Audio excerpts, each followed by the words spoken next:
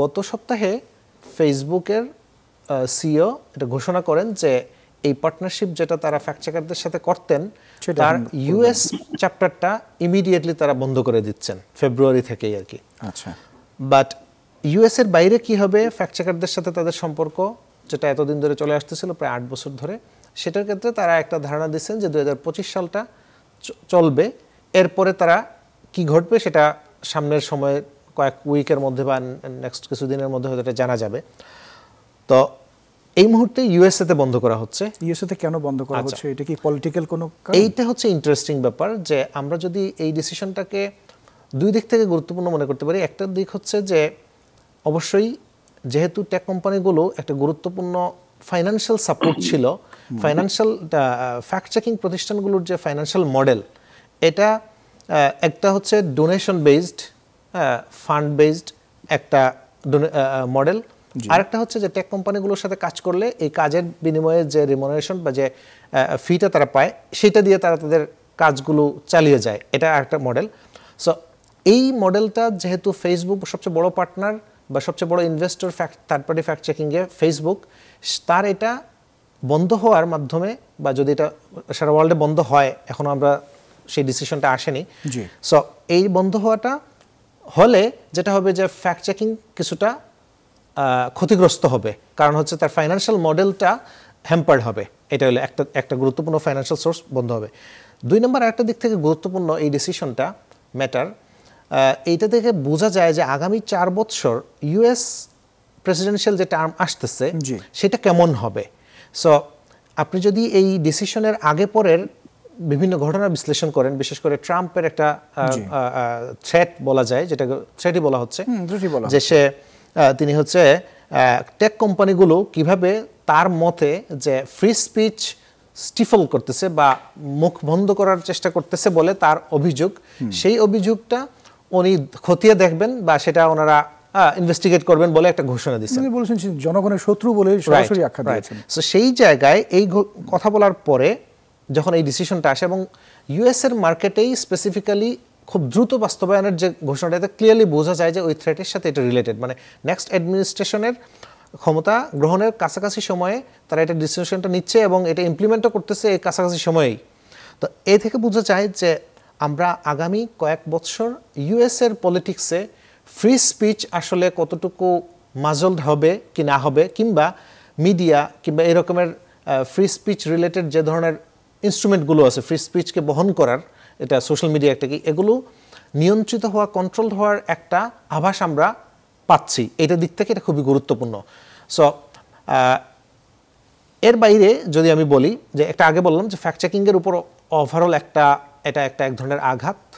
আরেকটা গুরুত্বপূর্ণ ব্যাপার হচ্ছে যে এই যে স্টেটমেন্ট দিতে গিয়ে, ঘোষণা দিতে গিয়ে যে স্টেটমেন্ট উনি দিচ্ছেন, সেই স্টেটমেন্টে উনি বেশ কিছু ইনএকিউরেট কথাবার্তা বলছেন ফ্যাক্ট চেকিং নিয়ে বা ফ্যাক্ট চেকারদের নিয়ে।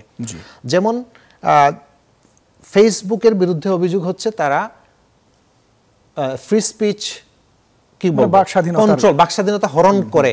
এই অভিযোগটা উনি পুরোপুরি ফ্যাক্ট চেকারদের উপর দিয়ে দিচ্ছেন, দায় চাপিয়েছেন। কিন্তু বাস্তবতা হচ্ছে ফ্যাক্ট চেকারদের আসলে ওই রকমের কোনো ডিসিশন ম্যাটার কোনো বিষয়ে ফ্যাক্ট চেকাররা কোনো ডিসিশন মেক করে না। সো ফ্যাক্ট চেকাররা ইন্ডিপেন্ডেন্ট, তাদের পলিসি অনুযায়ী, যেটা আবার হচ্ছে রিগোরাসলি এটা খুব কি করা, মানে ভেট করা হয় ফ্যাক্ট চেকারদের যে পলিসিগুলো, যে একটা হচ্ছে ইন্টারন্যাশনাল ফ্যাক্ট চেকিং নেটওয়ার্ক আছে, সো তাদের নির্দিষ্ট কিছু স্ট্যান্ডার্ড, ঘোষিত স্ট্যান্ডার্ড আছে। তারা কিভাবে আপনাদের সহযোগিতাগুলো নিতেন? কারা? মানে আমি ফেসবুকের কথাই বলছি। আচ্ছা, তো তারা তো এতদিন ধরে সহযোগিতা নিতেন এইভাবেই যে ফ্যাক্ট চেকাররা যে বিষয়টার উপর মনে করলেন যে এটা নির্দিষ্ট মেথোডোলজি ফলো করে, তারপরে হচ্ছে তারা যে ফ্যাক্ট চেকার হিসেবে স্বীকৃত, সেটার ইন্ডিপেন্ডেন্ট ফ্যাক্ট চেকার হিসেবে স্বীকৃত, সেটাও কিন্তু তারা একটা প্রসেসের মাধ্যমে স্বীকৃতি পাচ্ছেন যে তিনি ইন্ডিপেন্ডেন্ট ফ্যাক্ট চেকার কিনা। নির্দিষ্ট বেশ কয়েকটা বিষয়ে তার ট্রান্সপারেন্সি, তার ফান্ডের সোর্স, তারপরে তার কন্টেন্টের যে রিগর, কতটুকু উনি আসলে এভিডেন্স বেসড কোন একটা ব্যাপারকে ডিবাঙ্ক করছেন কিনা, আসলে এই ব্যাপারগুলো খুবই রিগোরাসলি মেনটেন করে এবং একটা অভিভাবক সংগঠন যেটা রেগুলার বেসিসে প্রতি ইয়ারলি প্রতিটা ফ্যাক্ট চেকিং প্রতিষ্ঠানকে নতুন করে মেম্বারশিপ নিতে হয়। কারণটা কি, যে এই বছরের কার্যক্রমের উপর একটা ভেটিং প্রসেস সম্পন্ন হয়, এরপরে হচ্ছে তার নতুন বছরে সে সিগনেটরিশিপ পাবে কিনা, সে ইন্ডিপেন্ডেন্ট ফ্যাক্ট চেকার হিসেবে পরিচিতি পাবে কিনা সেটা নির্ধারিত হয়। সো এরকম একটা রিগোরাস প্রসেস মেনটেন করে একজন ফ্যাক্ট চেকার বা একটা ফ্যাক্ট চেকিং প্রতিষ্ঠান স্বীকৃতি পায়, এবং এই প্রতিষ্ঠানগুলোর সাথেই ফেসবুক কাজ করে। এটা হলো একটা।